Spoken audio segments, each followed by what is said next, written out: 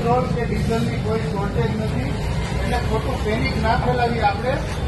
આપણે આવું જ એપિસોડ 2-4 દિવસ પહેલા દેશના બાટલામાં પણ જોયો હતો.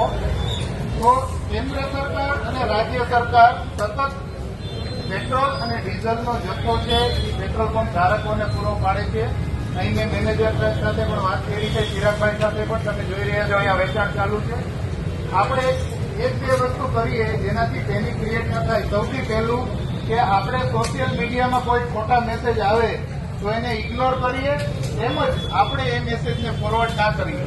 બીજા નંબરની અંદર આપણો દૈનિક જેટલી જરૂરિયાત છે એટલો જ પેટ્રોલ અને ડીઝલનો જથ્થો મેળવીએ, જેથી તમામ આપણો જે આર્થિક પ્રવૃત્તિઓ છે એ સામાન્ય રીતે ચાલુ રહે.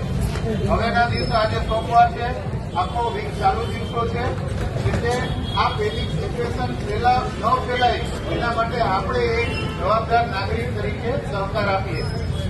હજી વધુ એક વખત હું રાજકોટ શહેર પોલીસ વતી તમામને નમ્ર નિવેદન કરું છું કે પેટ્રોલ અને ડીઝલના જથ્થામાં કોઈ શોર્ટેજ નથી.